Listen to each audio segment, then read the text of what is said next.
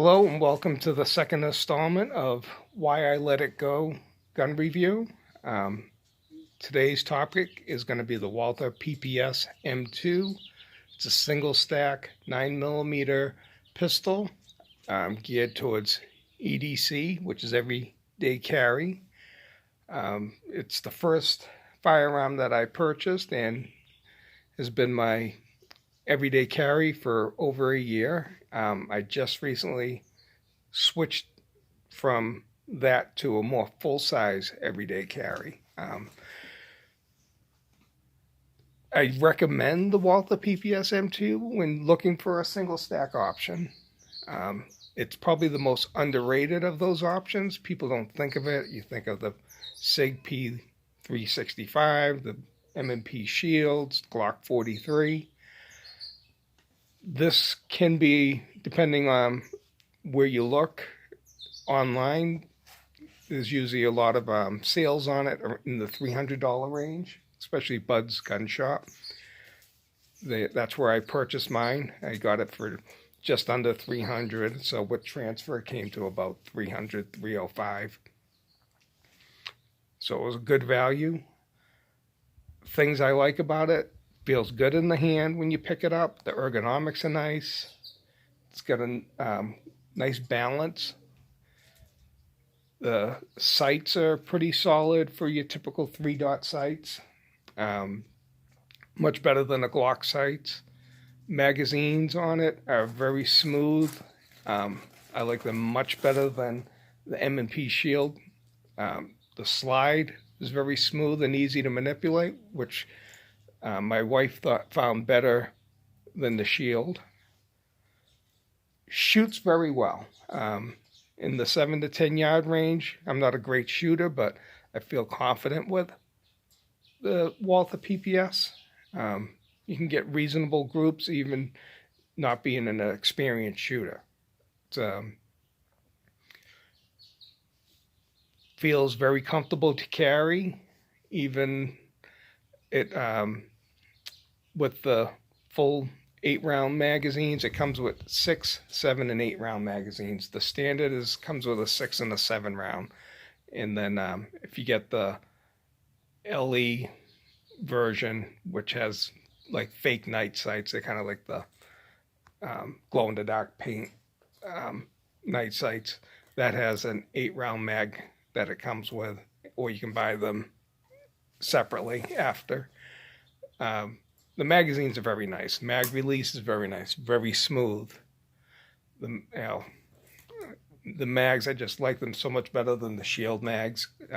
It's much easier to slap in, and especially under a stress situation. My biggest problem with the gun was, over time I realized my grip on it wasn't great. I find that it kind of swims in my hand a bit, and my finger moves around on the trigger. So I would constantly, after a few shots, have to readjust. That's not a fault of the gun. That's my fault. It just doesn't fit me. I found that over time, a double stack, more full-size grip works better in my hand.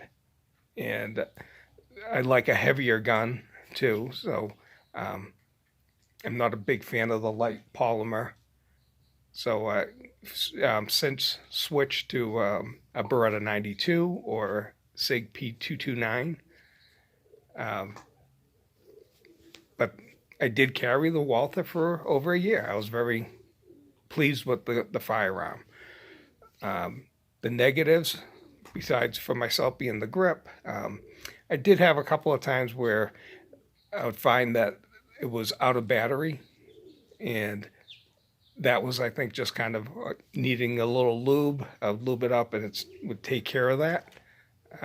So again, that may be more my fault for not properly maintaining, and that would happen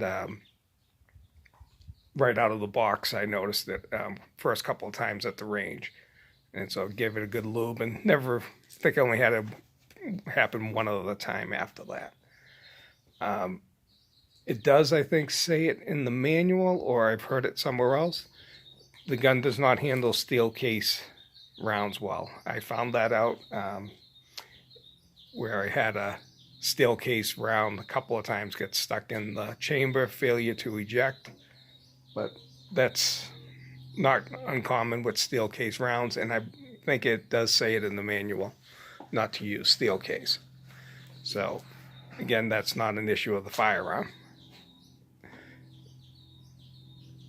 Would I recommend it? Yes, I think it's one that people should look at when they're choosing. You know, each gun's going to offer something different. It shoots very well. If it fits your hand, it's a great firearm. Comfortable to carry. I mean, I would have it in a nice Kydex holster and laying on the couch, not even realize it's there. What I ended up getting rid of it for was just because I was switching my everyday carry. Had an opportunity to get some good value in it, and so I ended up moving on from the gun because I didn't want to keep it in the safe because it wasn't going to be my primary option anymore, and rather someone else be able to take advantage of it. Because I also have an M&P shield that my wife had purchased and doesn't really use that much, and if I need a small firearm, I'll just switch over to that. That also has an Apex trigger installed in it and some True Glow fiber optic night sights, so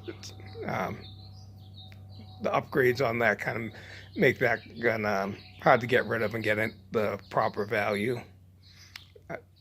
The Walther, you know, it's, if you can find it at a gun range, like locally we have calibers where you can rent firearms. Try it out if you're in the market for a single stack EDC. Try that, try the Shield, try a Glock 43, the SIG 365. See which fits best for you and what you feel comfortable shooting. The Walther, I think, is a little less snappy on the recoil than those other ones, which makes it a nice shooter even at the range. You can get good groups and become very proficient with it, and which is good because you want to be confident in that firearm, using it as an everyday carry. What I ended up replacing it with was a Ruger LCR revolver. I wanted just to have a little something different option in my arsenal that could be used as a pocket carry, so I went that route. So it was kind of almost a lateral switch between what I trade, and I got a good price on the Ruger LCR. I bought that one used, but when shopping for the Walther PPS, expect to pay $290 to $350 tops. If anyone's charging more than that, look online. You're going to find some places that will have it closer to the $300 price range. Same thing used. I wouldn't pay more than $250 to $275 for that used. If someone's got it for higher than that, talk them down. That market, you can get new Shield first generations for $250, $300, and that's where that gun would be compared with. So, there should be some value out there if you shop around. Well, I hope you enjoyed that and provided some insight. Be safe, and I hope everyone has a great day. Enjoy your weekend.